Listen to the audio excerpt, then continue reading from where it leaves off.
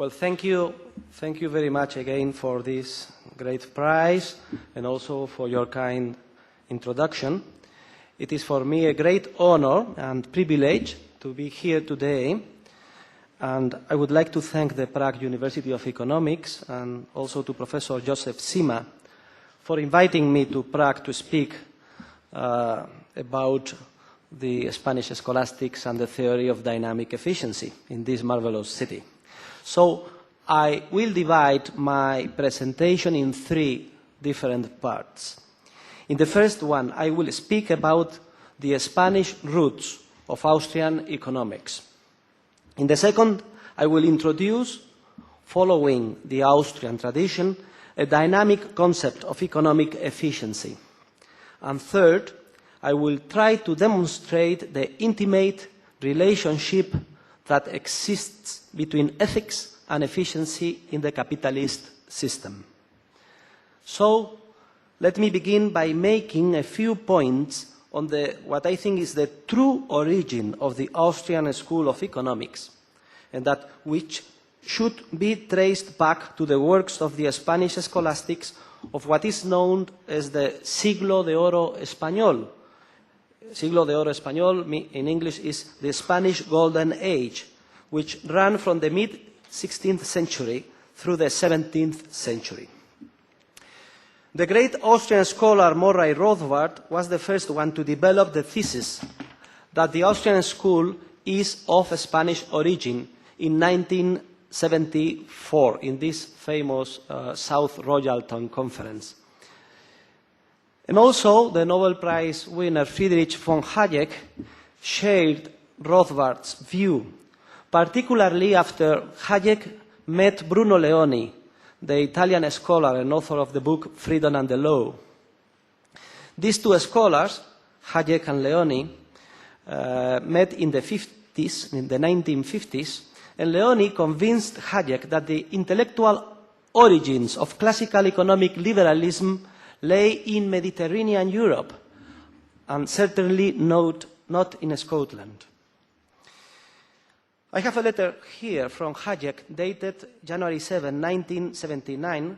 Hayek sent us this letter when we were preparing the first regional bomb preparing society regional meeting in Salamanca, Spain, in which Hayek wrote us that Rothbard, quote, "This demonstrates that the basic principles of the theory of the competitive market were worked out by the Spanish scholastics of the 16th century, and that economic liberalism was not designed by the Calvinists, but by the Spanish Jesuits." End of quote. And Hayek concludes his letter telling us that, "I can assure you, from my personal knowledge of the sources, that Rothbard's case is extremely strong." Now, who were these Spanish intellectual ancestors of the modern free market movement? Most of them were scholastics teaching morals and theology at the university city of Salamanca, which is a wonderful medieval city located 150 miles to the northwest of Madrid, close to the border of my country with Portugal. These scholastics were mainly either Dominicans or Jesuits, and as we are about to see now, they were able to articulate the subjectivist, dynamic, and libertarian tradition, which 250 years later was to be stressed by Karl Menger and his followers of the Austrian School of Economics. Let us recall some of their main contributions. Perhaps the first author to be mentioned should be Diego de Covarrubias y Leiva.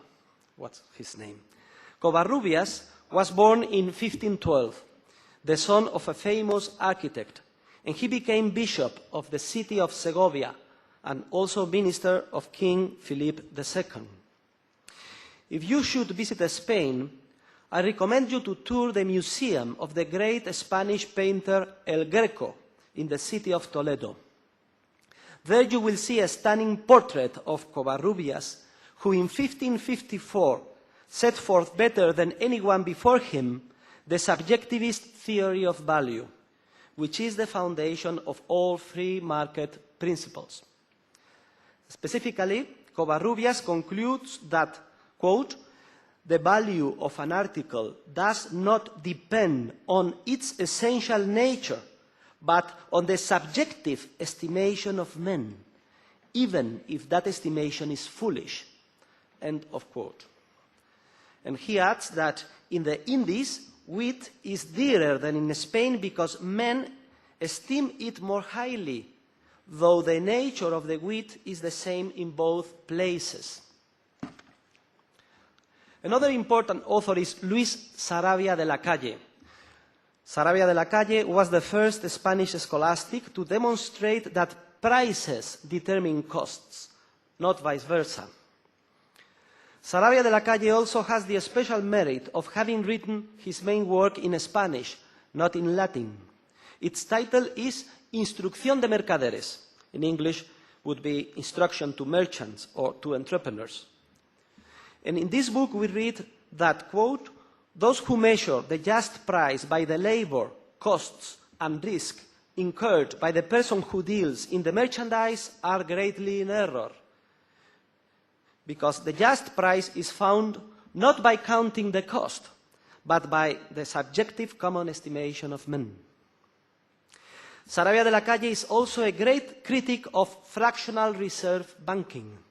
He maintains that receiving interest from a bank is incompatible with the nature of a demand deposit, and that in any case, a fee should be paid to the banker for the custody and safekeeping of the money entrusted to him.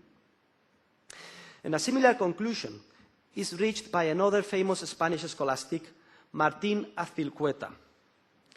Azpilcueta was also known as Doctor Navarro because he was born in Navarra, the northeastern autonomous region of Spain, famous for the encierros, the famous festival held in the region's capital city of Pamplona, where every July people ran in front of the bulls at great risk of their lives. Azpilcueta was born the year following the discovery of America in 1493, lived to be 94 years old, and is especially famous for explaining the quantity theory of money for the first time in 1556. Azpilcueta observed the effects on Spanish prices of the massive inflow of precious metals coming from America, and declared, quote, experience shows that in France, where there is less money than in Spain, bread, wine, clothes, and labor cost much less. And even when there was less money in Spain, saleable items and the labor of men were given for much less than after the Indies were discovered and covered Spain with gold and silver. The reason is that money is worth more when and where it is scarce than when and where it is abundant. End of quote.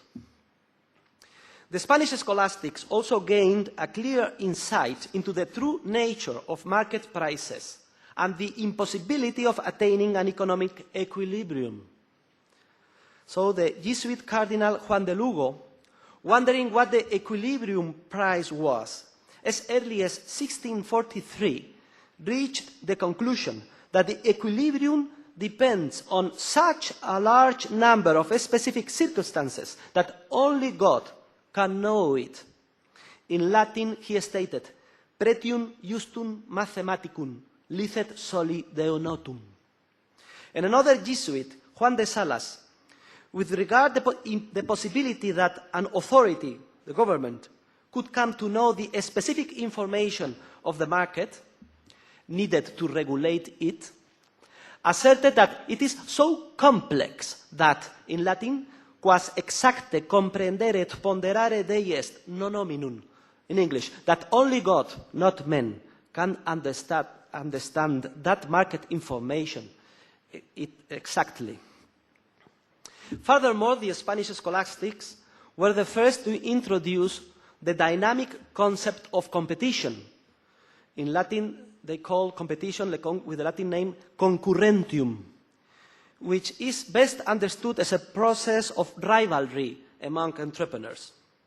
For instance, Jerónimo Castilla de Bobadilla in 1547 wrote that, quote, prices will go down by an abundance of sellers and by rivalry, in Latin emulación, rivalry, and competition, in Latin concurrentia, among the sellers. So, like Ludwig von Mises, Friedrich von Hayek, and most members of the Austrian school, who are naturally prone to be classical liberals, the subjectivist Spanish scholastics also tended to defend strong libertarian positions in political matters.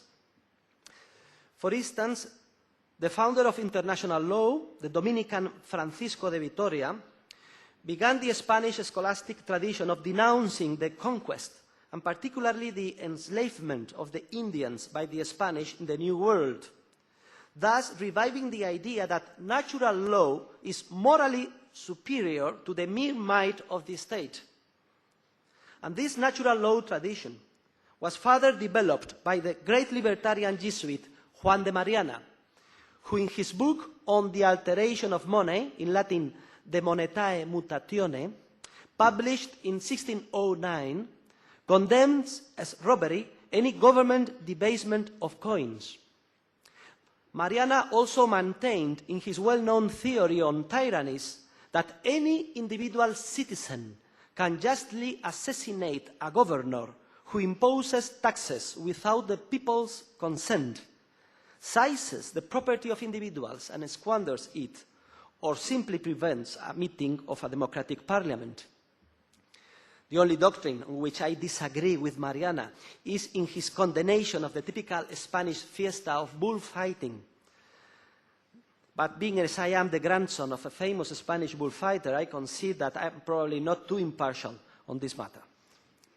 Now, let me remind you that in the 16th century, the Emperor Charles V, the Kaiser, who was the king of Spain, sent his brother Ferdinand I to be king, or better archduke, of Austria.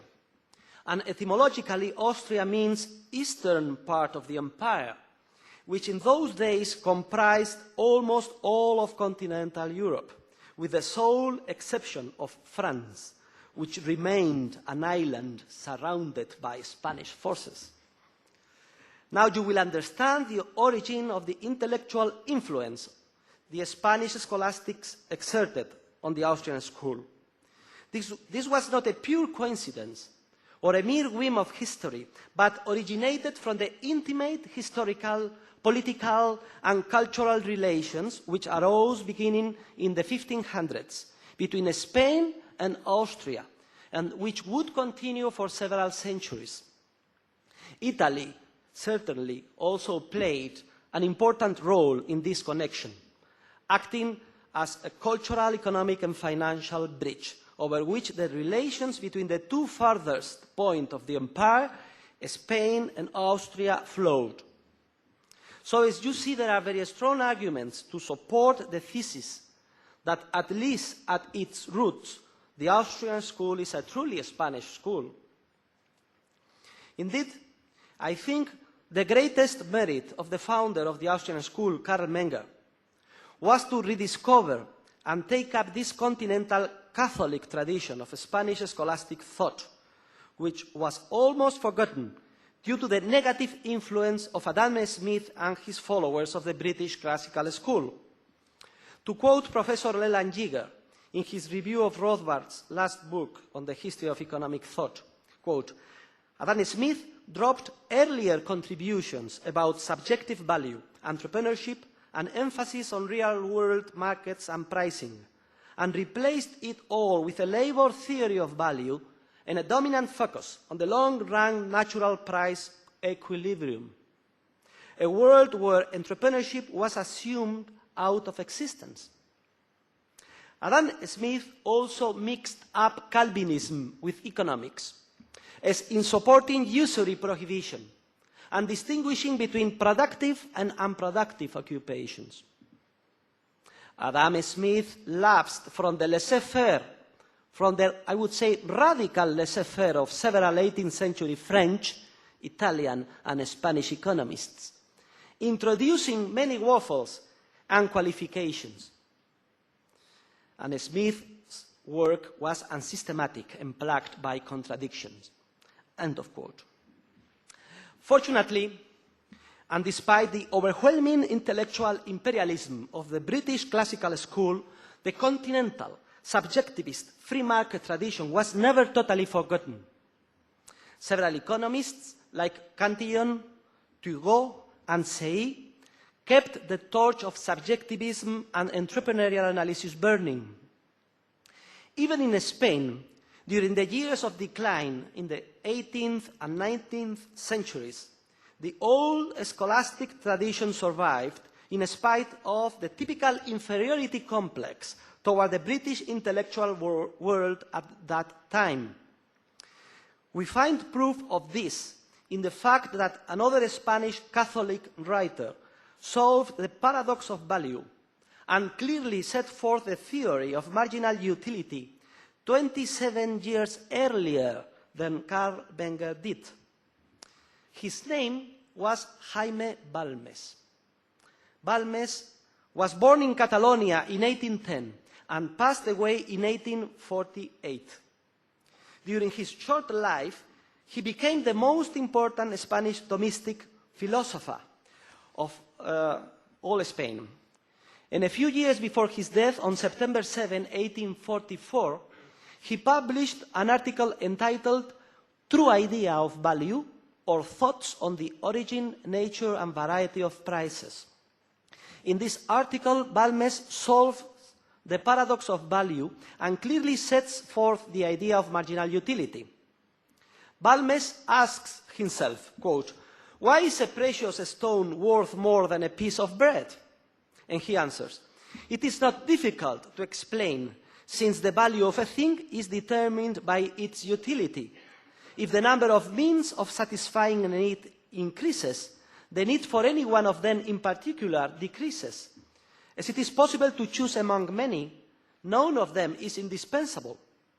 For this reason, a necessary relationship exists between an increase or decrease in value and the shortage or abundance of a thing."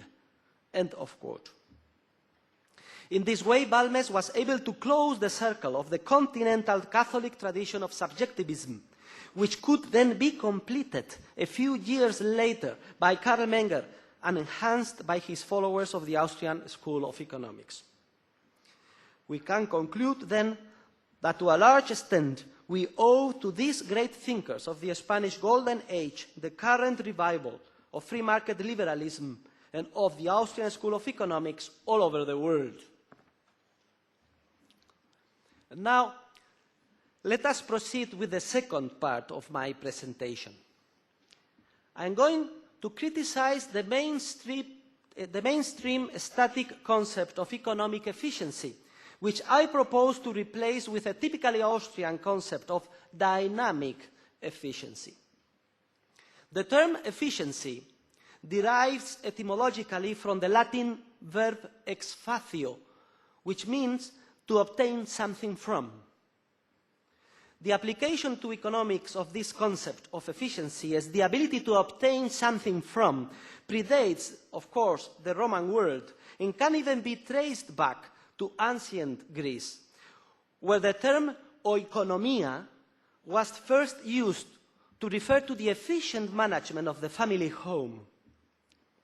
Now let us remember that Xenophon, in his work on economics, written 380 years before Christ, explains that there are two different ways to increase the family estate, and each is equivalent to a different concept of efficiency, of economic efficiency.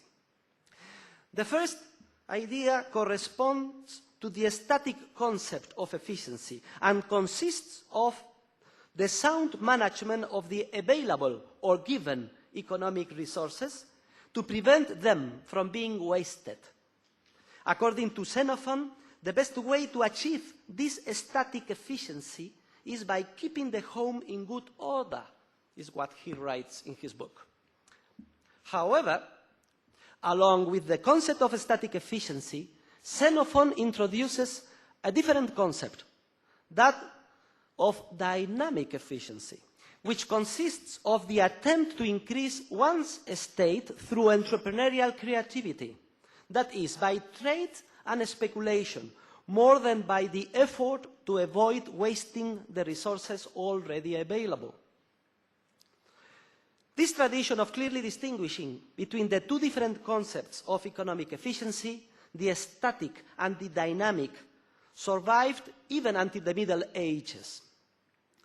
For example, Saint Bernardine of Siena wrote that the profit of merchants was justified not only by the sound management of their already given resources, but also and mainly by the assumption of the risks and dangers, in Latin pericula, perils, which arise from any entrepreneurial speculation. And here is implicit, of course, the concept of dynamic efficiency. Unfortunately, the development of mechanical physics, which began with the modern age, had a very negative influence on the evolution of economic thought, especially after the 19th century, when the idea of dynamic efficiency was almost entirely forgotten in economics.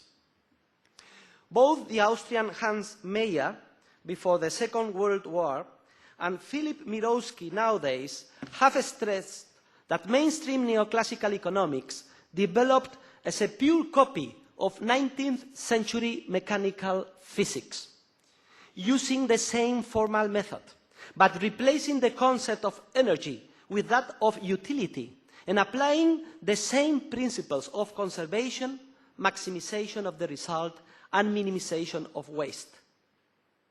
The author, perhaps most representative of this very negative trend, was Leon Walras, who, for instance, in his paper Economics and Mechanics, published in 1909, claimed that the mathematical formulas of his book, Elements of Pure Economics, are identical to those of mathematical physics.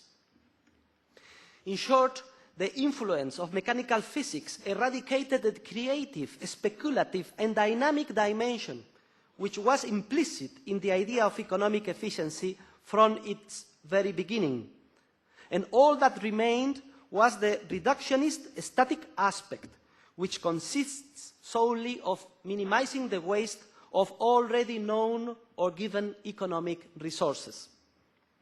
This change occurred despite the fact that neither the resources nor technology are given in real life, but actually do vary continually as a result of entrepreneurial creativity. This reductionist concept of static efficiency had an immense theoretical and practical influence in the 20th century. For instance, the Fabian socialists Sidney and Beatrice Webb provide a wonderful example of that. This married couple were shocked by the waste they believed was produced in the capitalist system, and they precisely founded the London School of Economics in an effort to champion the socialist reform of capitalism. The object of such socialist reform would be to eliminate waste and make the economic system efficient. The Webbs later made no secret of their warm admiration for the efficiency they believed they observed in Soviet Russia, to the point that Beatrice even declared, quote, "I fell in love with Soviet communism," end of quote. And another noted author to be entirely influenced by the static concept of economic efficiency was John Maynard Keynes himself, who in his introduction to the 1936 German edition of his General Theory expressly states that his typically Keynesian economic policy proposals, quote, "are more easily adapted to the conditions of a totalitarian state," end of quote. And Keynes also highly praised the book Soviet Communism, which Sidney and Beatrice Webb had published 3 years earlier. Furthermore, in the 1920s and 1930s, the static concept of economic efficiency became the focal point for a whole new discipline, which came to be known as welfare economics, and which grew from alternative approaches, of which the Pareto approach is probably the most well-known. From a Paretian perspective, an economic system is in a state of efficiency if no one can be made better off without making someone else worse off. Our main criticism of welfare economics is that it reduces the problem of economic efficiency to a simple mathematical problem of maximization, in which all the economic data are assumed to be given and constant. However, both assumptions are entirely wrong. The data are continually changing as a result of entrepreneurial creativity.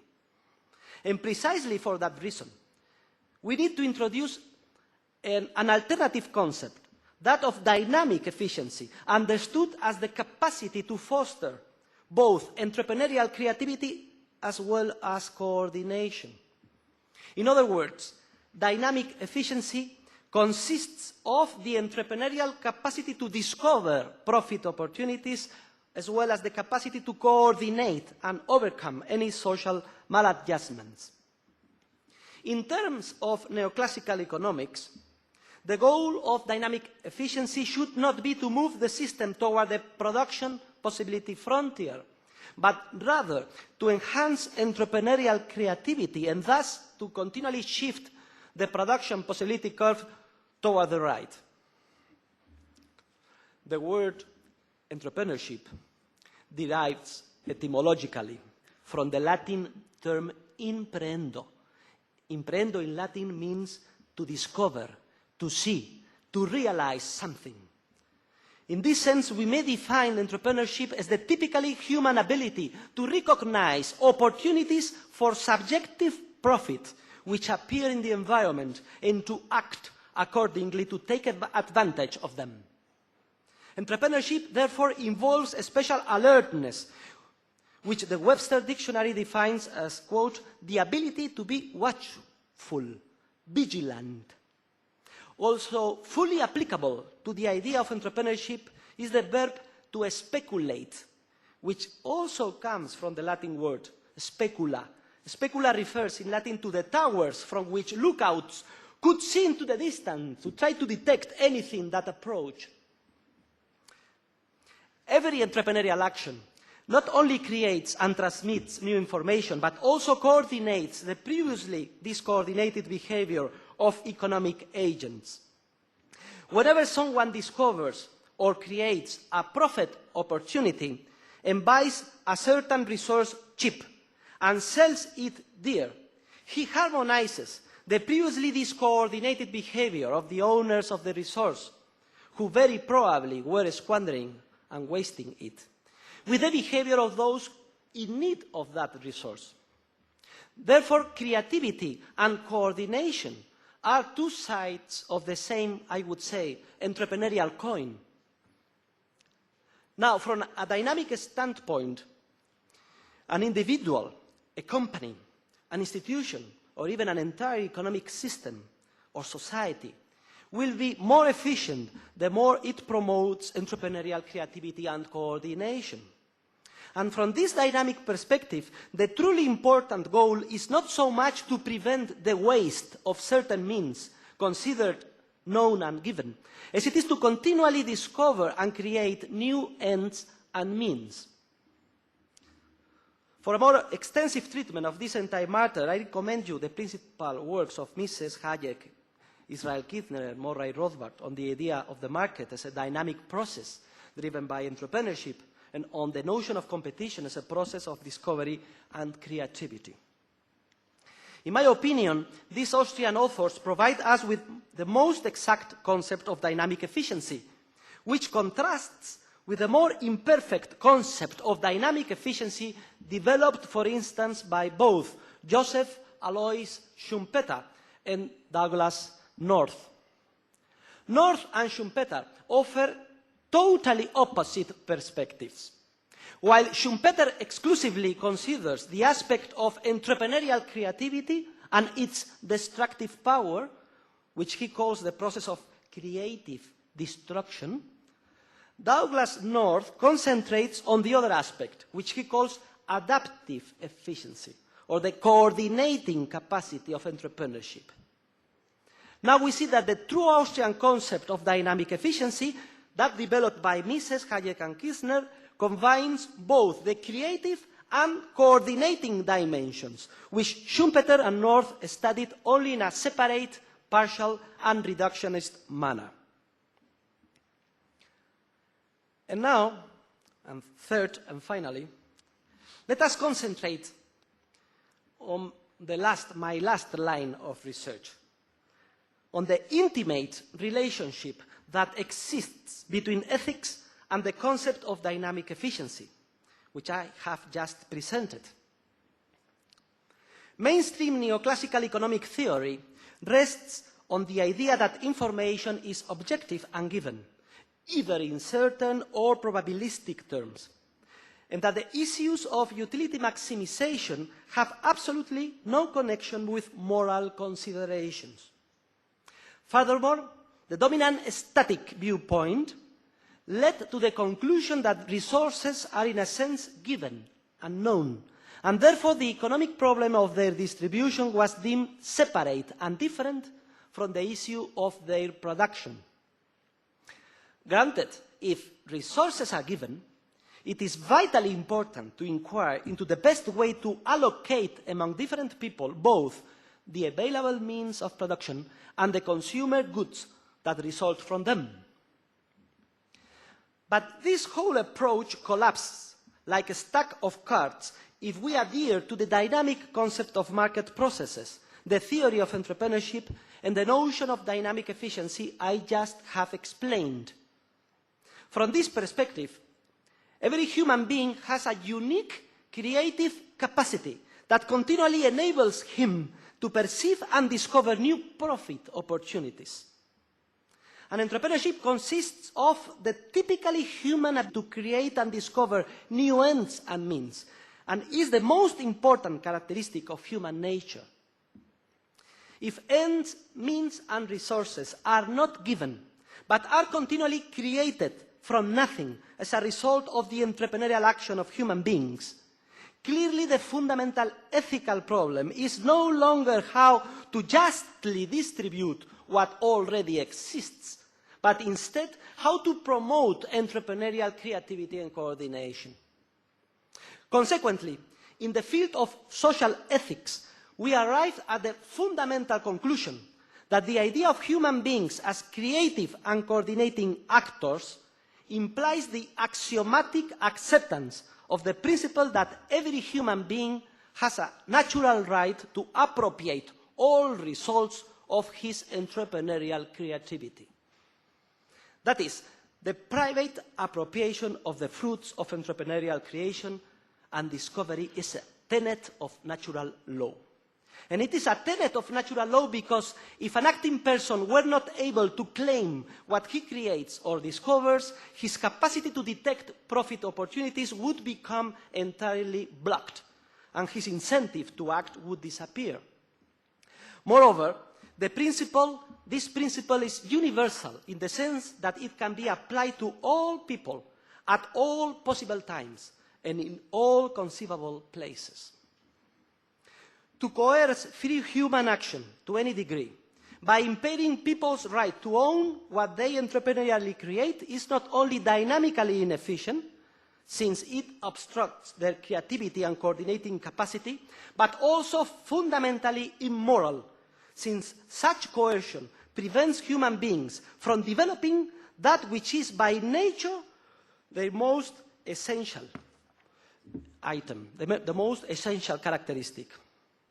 Their innate ability to create and conceive new ends and means, and to act to attempt to achieve their own goals and objectives.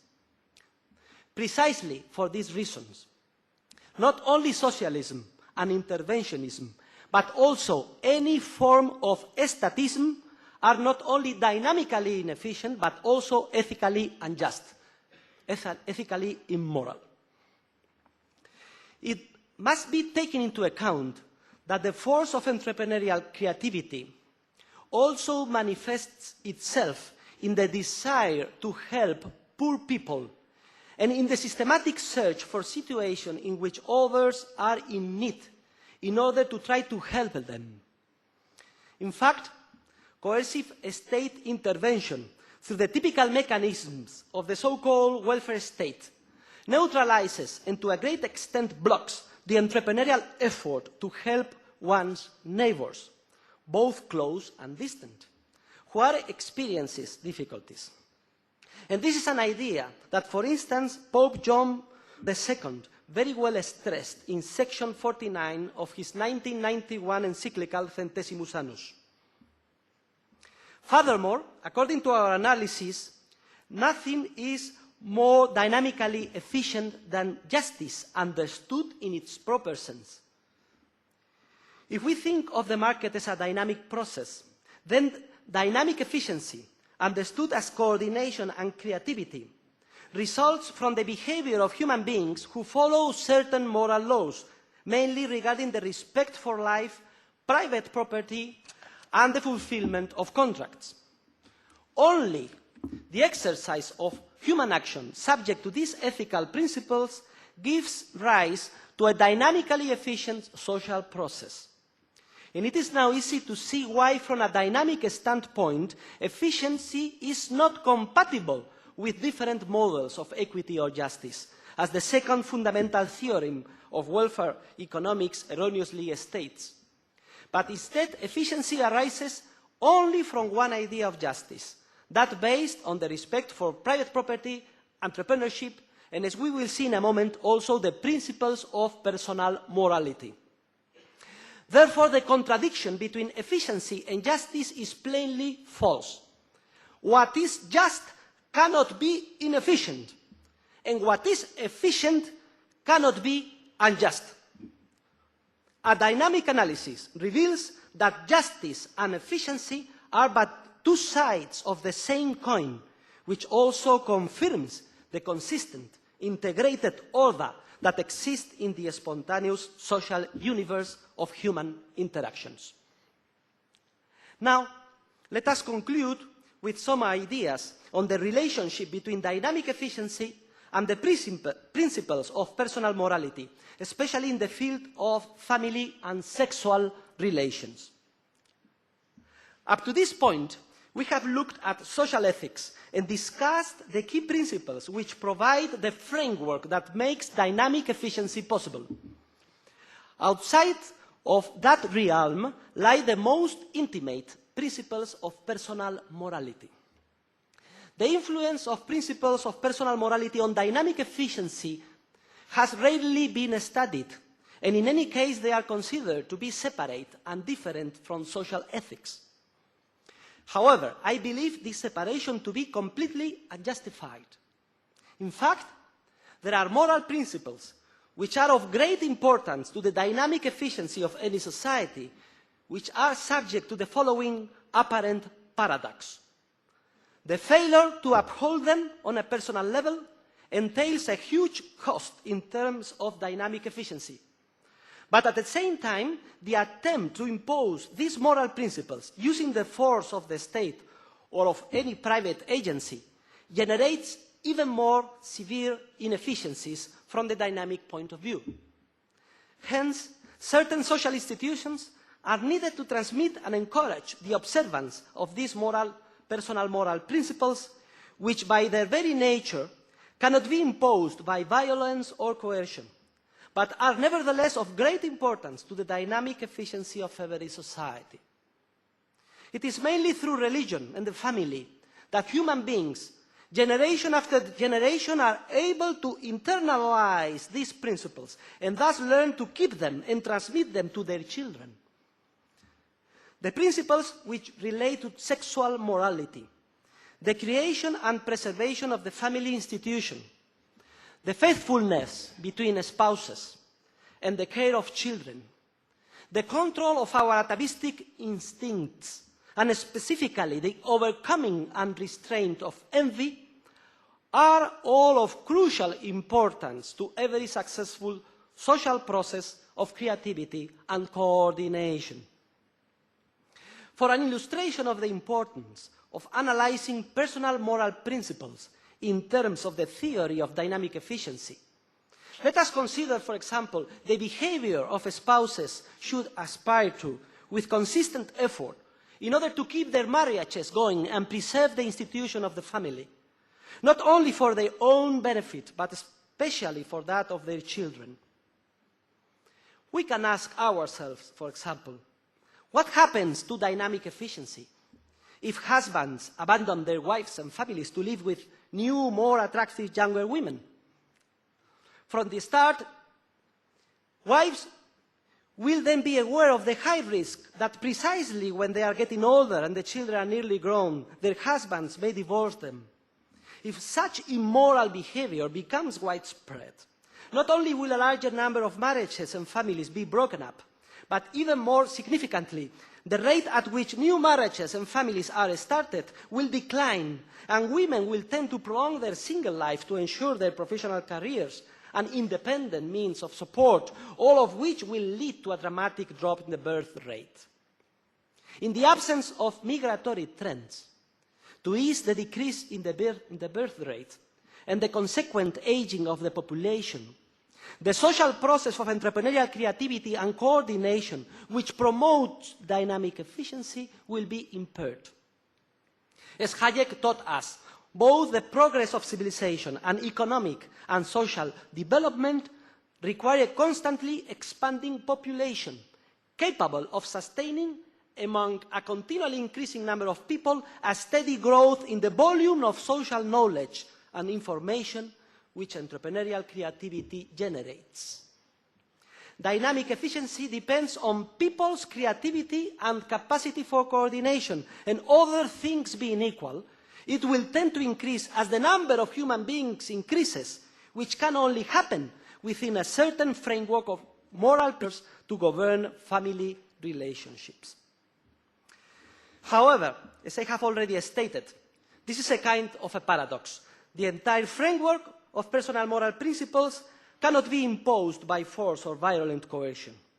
The imposition of moral principles by the force or coercion would only give rise to a closed, inquisitorial society that would deprive human beings of the individual freedoms which comprise the foundation of entrepreneurship and dynamic efficiency.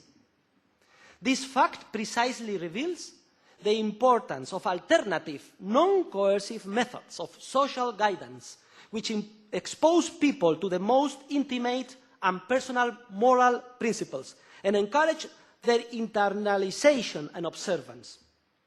Religious feelings and principles, which are acquired at an early age within the family, play an indispensable role in this regard, together with the social pressure exerted by other members of the family and the local community. Religious precepts provide direction under which to act, help people control their most atavistic impulses, and this is also very important, serve as a guide in the selection of those human beings of the opposite sex with whom we decide to build a family for the rest of our lives. And we can conclude that, other things being equal, the firmer and more enduring personal moral principles are, the greater the dynamic efficiency of a society will tend to be. Thank you very much for your patience and attention.